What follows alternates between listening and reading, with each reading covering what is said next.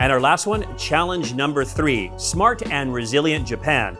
Our expert on this topic today is Mr. Phillip Vincent, Managing Partner of East Asia Plug and Play and CEO of Plug and Play Japan. He's going to explain the current situation and why Japan needs your solutions. So if you would, Phillip, take it away. Yep, thank you, Justin. Hi, everybody. My name is Phillip Vincent. I'm the head of Plug and Play Japan. And today the topic I received is smart and resilient Japan. So that is what I'll talk about. The topic is quite broad, so I kept my presentation broad as well. I'll talk a little bit about kind of the challenges and opportunity as Japan as a whole, but also at the same time dive deep a little bit into what we do in terms of smart city, which I believe part of this topic is. So a little bit about Japan and Tokyo as a startup ecosystem. There's a lot of kind of rankings out there. How good of a startup ecosystem are these cities? And Tokyo, historically hasn't done well, but recently it has. Japan as a country, I believe, is ranked 21st in this ranking here by Startup Blink, and Tokyo is now 15th. And you look at other cities besides Tokyo, you also see Kyoto, Osaka. It's not just Tokyo that are working on these startup solutions. There are also goals set by the Tokyo or Japanese government to create 20 unicorns by 2023, which I believe we're about 10 now, so we're trying to create 10 more. And government's really serious about innovation. They're trying to push these initiatives and projects and goals that are really kind of kickstarting a lot of innovation. And again, not just Tokyo, but other cities. There are 8 cities that the government recently selected as kind of startup hubs. The 4 main cities being Tokyo, Central, which is areas like Nagoya, where Toyota is, or Aichi, where Toyota is, Kansai area, which is Osaka, Kyoto, Kobe, and then Fukuoka, and then the other startup cities that you see down there. And I won't go through these, but this is also a strategy that the Cabinet Office set out to be able to utilize these startup cities to help the startups in these ecosystems. And finally, another challenge that we're facing is what we call the 2025 digital cliff. This is where there's going to be a huge shortage of IT resources. It'll double to about 430,000 by 2025. More than 60% of core systems in Japanese companies will be legacy systems, so that's going to be a huge issue. If Japan really doesn't embrace digital transformation and some of these technologies, it will cost huge losses for Japan as a whole. And so a little bit about smart cities. This is, again, kind of a huge area in which Japan as a whole, kind of the private and the public sector, is really trying to put efforts in terms of engagement. There are a lot of initiatives that are going on that could be helpful in terms of open innovation.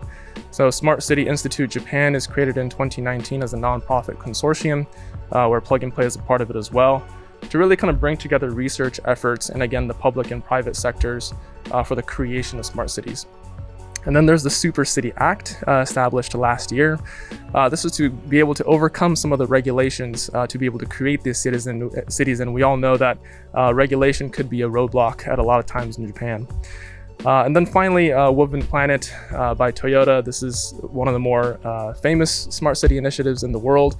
But if you get a company such as Toyota really working on solutions like this and really opening up their platform to collaborate with external vendors, especially overseas, it really gives hope in terms of some of the project that Japan is running that could be international. And then, of course, Plug and Play, we do run a Smart Cities program, so we have seen some of the collaboration that has taken place between corporations and startups, and then, of course, startups abroad. So we do run these programs in a lot of different areas around the world and have a lot of different subcategories here that we run.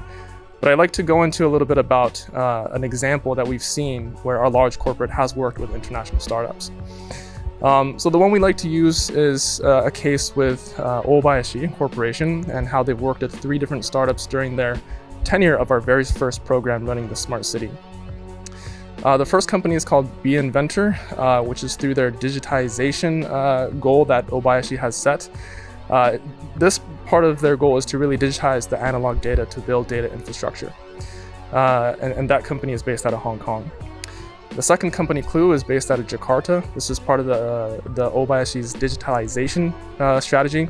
And this strategy is to utilize data and combine it with technologies like AI to reform the business process. And finally, digital transformation. And they work with a company called Kinix. This is a company in Japan, but also has non-Japanese founders and employees in the company.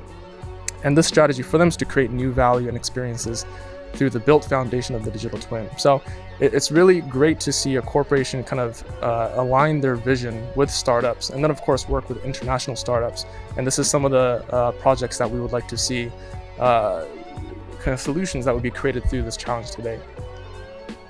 And finally, deep technology. I won't go into this too much, but the core of Japan again is research. So some of this deep technology in areas like health and materials is a huge area, and an area where corporations need the support of startups abroad. This is some of the areas that we'd like to see this challenge tackle. So that's it from me today. Thank you very much. So yeah, I think it's very obvious that, the Japanese government is putting a lot of effort into, digital transformation. But I think sometimes as a government, there's, a limit as to what they can really do, at the end. So you really just, in any sense, you really need a help of, external, vendors. You need help of startups. And I think that just provides a lot of opportunities. So what do you guys think? Eriko, let's start off with you. Yeah, sure. Thank you. So firstly, thank you for the great presentation, Philip. And the smart city concept, like Philip said, is very broad, but I think can be super impactful because it's really about our lives.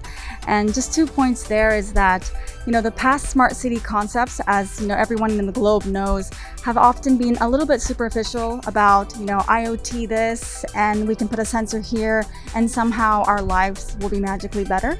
But I think that, it's been proven that that's not necessarily the case unless it's really designed to have humans first and humans central. So what I like about the recent initiatives, whether it's, Woven Planet with Toyota, which is of course a company that, represents almost Japan, it's really putting the humans at the center. So just some anecdotal things, it really is helping the older age, silver economy communicate better with each other, or it's perhaps helping track certain things so that people can be more wellness minded and take care of their self, and whether it's through mindfulness or other community interactions. So I'm very excited about putting humans first, but using technology and data, because with data, what you don't measure, you can't really improve. So with that, I'm very excited. Yeah, thank you. In the end, it is for humans, right? Eddie, what do you think? Thank you. I found that the case study on digital twin very interesting. Digital twin technology is useful at construction stage on site, of course, but also it can be used for maintenance of infrastructure. It can diagnose aging degradation at the time of disasters such as earthquakes. It can immediately identify damages of buildings and bridges.